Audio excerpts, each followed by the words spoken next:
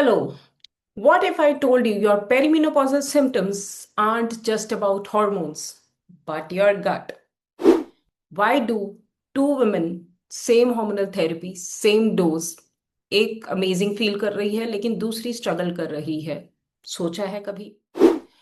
क्या आप ऐसा सोच सकते हैं कि आपका गट बैक्टीरिया डिसाइड कर रहा है कितना ईस्ट्रोजन बॉडी में एक्टिव रहेगा और कितना नहीं? आइए देखते हैं। आपके hot flashes, brain fog, belly fat आपकी डाइजेशन से लिंक्ड हो सकते हैं, सोच सकते हैं। And what if fixing your gut makes your hormones work actually better? Perimenopause and beyond. A strength awakens all along. Hello, beautiful souls, and welcome back to another powerful episode of Perimenopause and Beyond, the midlife pause that has the power to transform you.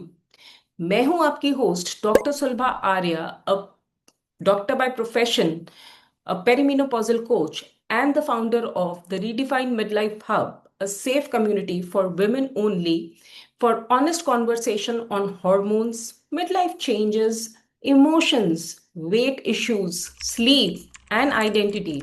This is a space where we share resources and support each other. और आज का episode बहुत important है क्योंकि आज हम एक ऐसे टॉपिक पर बात करने वाले हैं जो मिड लाइफ में बहुत ही पावरफुल रोल प्ले करता है, लेकिन लोग इसके बारे में बहुत कम जानते हैं, और वो है आपकी गट हेल्थ। जी हाँ, आपका गट आपका डाइजेशन आपके हॉर्मोन्स को कंट्रोल कर सकता है, और ये इस एपिसोड के बाद आपको ये समझ में आएगा कि मैं ऐसा क्यों बोल रही हूँ। कई बार क्या होता है कि सेम दो फीमेल सिमिलर एज ग्रुप की हैं, लेकिन एक काफी नॉर्मल फील कर रही होती है लेकिन दूसरी बहुत ही ज्यादा प्रॉब्लम्स के साथ स्ट्रगल कर रही होती है। Anxiety, weight issues, sleep issues, एक में ज्यादा है एक में कम है। ऐसा क्यों होता है, आइए देखते हैं। Let me first begin with a few questions. आपका मेनोपॉज नहीं हुआ लेकिन आपको ब्रेन फॉग, पुअर स्लीप, बेली फ्लैट है जो बहुत कुछ ट्राई करने के बाद भी इम्प्रूव नहीं हो रहा। आपका डाइजेशन फ्रीक्वेंटली डिस्टर्ब्ड रहता है, आपको डायरिया या फिर कॉन्स्टिपेशन या फिर इरिटेबल बॉवल डिजीज की प्रॉब्लम रहती है। क्या आपको ऐसा लगता है कि आप बहुत कुछ कर रहे हैं लेकिन आपकी बॉडी के हॉर्मोन्स रिस्पॉन्ड ही नहीं कर रहे? अगर इनमें से कुछ भी आपके साथ ऐसा हो रहा है तो शायद प्रॉब्लम हार्मोन की है ही नहीं। हो सकता है प्रॉब्लम कहीं और ही है। हो सकता है प्रॉब्लम आपकी बॉडी कैसे हॉर्मोन्स को प्रोसेस कर रही है वहां है। और इस प्रोसेस में एक बहुत इंपॉर्टेंट प्लेयर है आपका गट हार्मोन।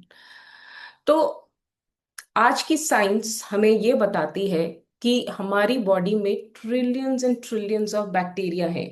इनको हम कलेक्टिवली बोलते हैं गट माइक्रोबायोम। उनमें से एक कैटेगरी ऐसी है जिसका नाम है ईस्ट्रोबोलोम। ईस्ट्रोबोलोम ये वो बैक्टीरिया है जो डिसाइड करता है कि आपकी बॉडी में ईस्ट्रोजन एक्टिव रहेगा या नहीं, वो फ्लश आउट हो जाएगा। यस, लिटरली आपका गट बैक्टीरिया ये डिसाइड कर सकता है कि ईस्ट्रोजन बॉडी से बाहर निकलेगा या फिर रीएक्टिवेट होके सर्कुलेशन में वापस चला जाएगा। रिसर्च भी कमाल है ना। रिसेंट स्टडीज ने ये सजेस्ट किया है कि आपका गट इम्बैलेंस आपके मीनोपॉजल सिम्टम्स को वर्स कर देता है, जैसे कि आपके हॉट फ्लैशेस आपको ज्यादा आएंगे, स्लीप इश्यूज ज्यादा फील होंगे, वेट गेन भी आपका बेली एरिया में काफी रहेगा। मतलब सिंपल लैंग्वेज में बात कर रहे हैं तो दो विमेन सेम एज की, सेम सिचुएशन में अलग अलग उनका बॉडी के सिम्टम्स हो सकते हैं। एक वुमेन एनर्जेटिक, स्टेबल और अच्छी स्लीप एक्सपीरियंस करेगी, और दूसरी हॉट फ्लैशेस, पुअर स्लीप, गट इश्यूज, ब्लोटिंग, इस तरह का फील कर सकती है। और रीजन कहीं बाहर नहीं है, रीजन है आपका अपना गट। तो अब प्रोसेस को सिंपल लैंग्वेज में समझते हैं। जब आपकी बॉडी ईस्ट्रोजन बनाती है, आपको पता है आपकी ओवरी में से ईस्ट्रोजन प्रोड्यूस होता है, राइट? तो आपकी ओवरीज जब ईस्ट्रोजन प्रोड्यूस करती हैं उसके बाद ये ईस्ट्रोजन आपके लिवर में जाता है। लिवर में इसकी प्रोसेसिंग होने के बाद लिवर इस ईस्ट्रोजन को इंटेस्टाइन की तरफ भेज देता है। अब इंटेस्टाइन में जो बैक्टीरिया है ईस्ट्रोबलोम, वो एक एंजाइम रिलीज करता है बीटा ग्लूकोरोनीडेज। ये बीटा ग्लूकोरोनीडेज एंजाइम जो है ये आपके ईस्ट्रोजन पे काम करता है और उसे वापस आपके सिस्टम में भेज देता है, बॉडी में रीसर्कुलेशन में भेज देता है।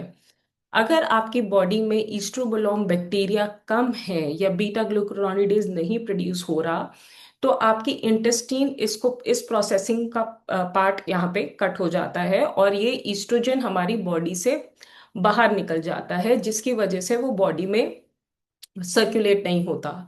अब क्या है कि पहले हमारी बॉडी बहुत कॉम्पनसेटरी रहती है। बिफोर 35 हमारी बॉडी, हमारी ओवरीज ओवर पुश करती हैं तो ईस्ट्रोजन ज्यादा प्रोड्यूस करके वो कॉम्पनसेट कर लेती हैं। लेकिन 35 के बाद धीरे धीरे जैसे हमारी ओवरीज ईस्ट्रोजन कम प्रोड्यूस करना शुरू कर देती हैं, तो बॉडी में ईस्ट्रोजन की कमी आने लगती है। तो बॉडी ज्यादा डिपेंड करने लगती है इस ईस्ट्रोबलोम बैक्टीरिया पे कि वो ईस्ट्रोजन को वापस सर्कुलेशन में भेजे। तो जिन लोगों में मल्टी डाइवर्स गट बैक्टीरिया है, जिनमें ईस्ट्रोबलोम अच्छी मात्रा में बन रहा है, उनमें सिम्टम्स कम आएंगे। और जिन लोगों को गट इश्यूज रहते हैं जैसे कि कॉन्स्टिपेशन, डायरिया, जहाँ जिन्होंने अभी हाल फिलहाल में एंटीबायोटिक्स का कोर्स किया है, या फिर जिनको जो अल्कोहल लेते हैं या फिर जो अल्ट्रा प्रोसेस्ड फूड खाते हैं, उन सब में हम ये देखते हैं कि ईस्ट्रोबोलम बैक्टीरिया जो है वो बहुत कम मात्रा में होता है या ऑलमोस्ट नेगेटिव होता है। तो ऐसे केसेस में हमारा ईस्ट्रोजन हमारी बॉडी में वापस नहीं पहुंच पाता, जिसकी वजह से ईस्ट्रोजन की डेफिशिएंसी की वजह से ये लेडीज ज्यादा सिम्टम्स एक्सपीरियंस करती हैं। अब इसमें एक चीज और है कि कई बार ईस्ट्रोबलोम ज्यादा होता है और बीटा ग्लूकुरोनिडेज भी ज्यादा प्रोड्यूस हो रहा होता है, जिसकी वजह से हमारे को ज्यादा सिम्टम्स भी एक्सपीरियंस कर सकते हैं हम। जैसे कि इस केस में आपको हेवी पीरियड्स होंगे, ब्लोटिंग ज्यादा फील होगी, ब्रेस्ट टेंडरनेस होगी, इरिटेबिलिटी फील होगी, हेवी पीरियड्स होंगे, माइग्रेन की कंप्लेन भी हो सकती है। तो ऐसे में विमेन जो है वो कम ईस्ट्रोजन की वजह से नहीं, थोड़ा ज्यादा रिसर्कुलेशन की वजह से परेशान होती हैं। ऐसे केसेस को भी हैंडल करने के कुछ कुछ तरीके हैं। बट आपको कैसे पता चलेगा कि आपका जो है हार्मोन्स आपके गट की वजह से डिस्टर्ब है? तो आपने अपना इसमें दो तीन तरीके हैं। एक तो अगर आपको frequently bloating, constipation, diarrhoea, irregular stools की या एंटीबायोटिक की हिस्ट्री रही है, तो you need to track that. दूसरा, अपना जो आपका आपने कोई हाल फिलहाल में ज्यादा अल्ट्रा प्रोसेस फूड लिए या अल्कोहल लिया, इस तरह की कंजम्पशंस रही हैं, तो आपको वो एक्सपीरियंस हो सकते हैं। जैसे कि आप, और कुछ लोग जैसे एक ही तरह का खाना खाते रहते हैं। यूजुअली हम लोग 10 से 12 टाइप के फूड प्रोडक्ट्स हमारे खाने में होते हैं over a period of week. हमें शुगर क्रेविंग ज्यादा फील होगी, अल्कोहल का टॉलरेंस कम हो जाता है। इनमें से अगर कोई भी तीन चार चीजें अगर आपके डेली उसमें हैं, तो आपको ये इशू डेफिनेटली हो सकता है। अब आप सोच रहे होंगे तो अब मुझे है तो मुझे कैसे पता चलेगा? इसके लिए आपकी हिस्ट्री इंपॉर्टेंट है। अगर आपने एंटीबायोटिक का कोर्स किया है या आपको डायरिया, कॉन्स्टिपेशन है, तो आप इसके कैंडिडेट हैं। दूसरा, आप स्टूल टेस्ट करा सकते हैं जिसमें हम माइक्रोबियल डाइवर्सिटी देखते हैं, बीटा ग्लूकुरोनिडेज की एक्टिविटी देखते हैं, और कुछ और पैरामीटर्स होते हैं जो हम चेक कर लेते हैं। अब मान लो हमें पता चल गया कि हम लोगों को ये इशू है, तो अब हम कर क्या सकते हैं? इसके लिए 3 फेज गट स्ट्रेटेजी है। पहले तो आपका गट की एक्टिविटी को हमें रीसेट करना है, और ये हम कैसे करते हैं? हम अपने गट पे पहले 3 हफ्ते तक काम करते हैं, इसको काम डाउन करते हैं। तो हमें इसका पर्पस है, हमें अपने डाइजेशन को स्टेबल करना है, जो कि सबसे इम्पोर्टेंट चीज़ है। हमारी regular bowel movements are most important. तो अगर आपको डेली मूवमेंट नहीं हो रहा फॉर वॉट एवर रीजन, तो अपने डाइट में फाइबर थोड़ा बढ़ा सकते हैं। 25 to 35 ग्राम्स ऑफ फाइबर आप अपनी डेली डाइट में इंक्लूड कर दें। Hydration again plays a very very important role. 2 से 2.5 लीटर पानी पे फोकस करें डेली, एवरी सिंगल डे। इसके अलावा ग्राउंड फ्लैक्स सीड्स भी आप डेली कंज्यूम करें, about 1 spoon. Then magnesium glycinate at night is also very helpful for maintaining your gut activity. तो एक बार आपका गट थोड़ा सेटल हो जाता है तो आप नेक्स्ट स्टेप पे मूव फॉरवर्ड कर सकते हैं। इस दौरान आपको कुछ और बातों का ध्यान रखना है कि आप एक तो अल्ट्रा प्रोसेस फूड का कंजम्पशन कम कर दें, एल्कोहल कुछ समय तक बंद कर दें, एक्सेस ऑफ शुगर अपने खाने से थोड़ा रिमूव कर दें, एंड आर्टिफिशियल स्वीटनर्स पे ज़्यादा ना रिलाई करें। प्लांट डाइवर्सिटी को थोड़ा बढ़ाएं। अभी अगर आपका कंसिस्टेंटली 10 से 12 है तो उसको 20 तक ले जाएं। इसके इसमें आपके सारे हर्ब्स, स्पाइसेस, फ्रूट्स, वेजिटेबल्स, जो हमारे ज्वार, मिलेट्स, बार्ले, ये सब चीजें इसमें इंक्लूड हो जाती हैं। तो हर फ्रूट, हर वेजिटेबल, हर herb, हर spice can be counted as one individually. Second phase में हम अपनी गट डाइवर्सिटी पे काम करते हैं, जो कि 3 से 6 हफ्ते लगते हैं इसका रिस्पॉन्स आने में। इसमें हम अपनी प्लांट डाइवर्सिटी को बढ़ाकर 30 की तरफ ले जाते हैं, इसको हम और इम्प्रूव करते हैं। इसमें हम नट्स ऐड कर देते हैं, different types of grains add कर देते हैं, और फर्मेंटेड फूड्स पे फोकस करते हैं, जैसे कि कफीर हो गया, जैसे कि योगर्ट हो गया। Then you can have like idli sambar, in idli, या जो फर्मेंटेड राइस है, दैट रियली हेल्प्स। तो इस तरह की चीजें, कांजी, your fermented pickles also, Indian pickles are very very good source of fermented food. Then हम प्रोस जो स्टार्च्ड पोटैटो, रेजिस्टेंट स्टार्चेस पे हम फोकस करेंगे, जैसे कि जो हमें मिल सकते हैं ओट्स से, जो हमें मिल सकता है बॉइल्ड और ठंडा करा हुआ पोटैटो, दैट हेल्प्स। इस तरह की चीजें कंज्यूम करने से हम लोगों को बेनिफिट मिलेगा। Slightly green bananas are again very helpful. तो आप 3 से 6 वीक्स में अगर आप ये लगातार कर फॉलो करें तो आपको कम bloating, better energy levels, fewer hot flashes, और थिंकिंग भी बेटर होगी, क्लियर और thinking you will start experiencing. Then in the next phase we will work on your hormones. तो हार्मोन की अलाइनमेंट पे हमें काम करने में 7 से 12 हफ्ते लग जाते हैं। इसके बाद I mean after 6 weeks, in other 6 weeks it may take for you to stabilise your hormones.